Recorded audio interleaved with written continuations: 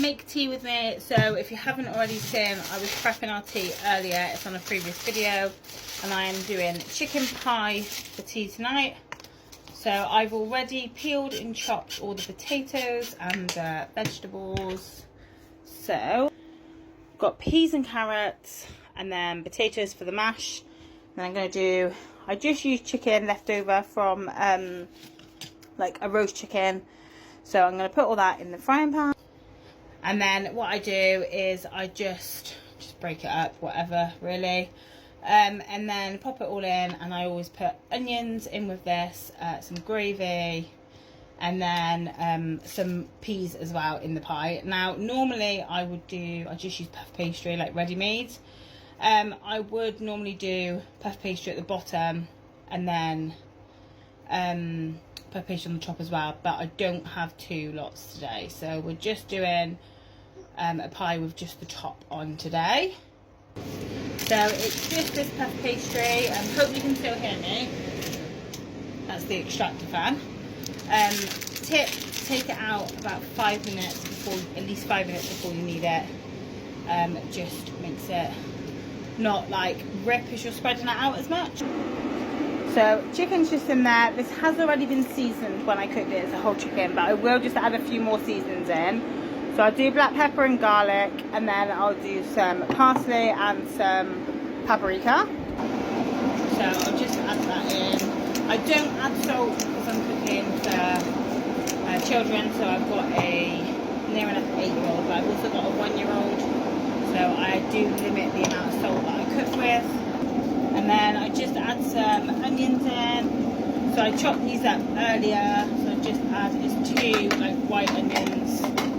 I just add to it.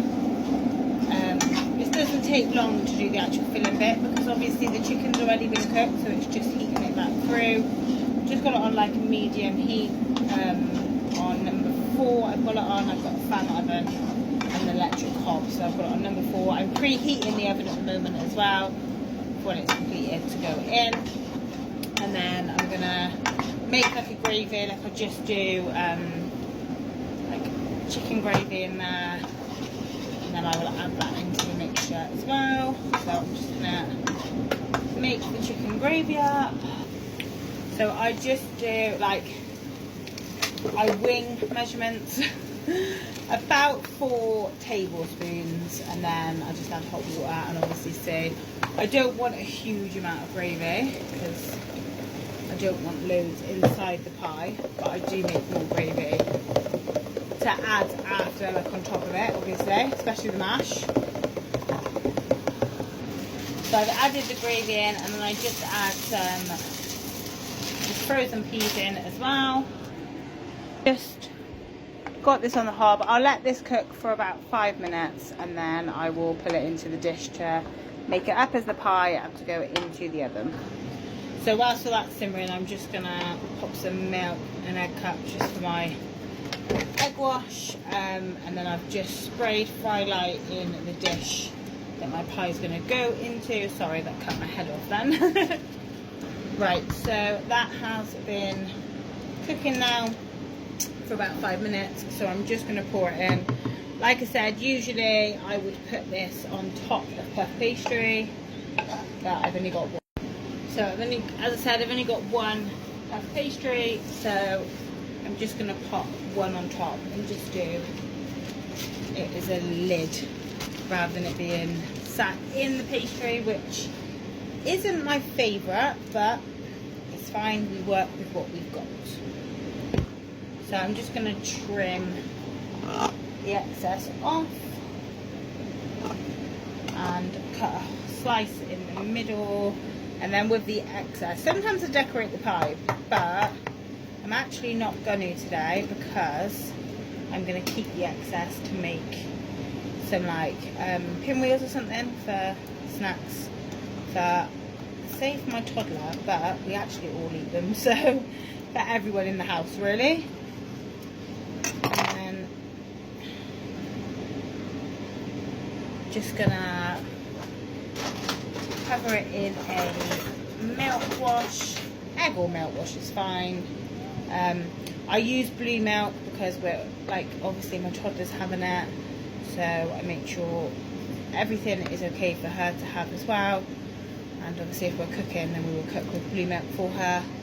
Same as when I make the mash, I will use blue milk in that as well. So just spread that over, and that is it, ready to go in.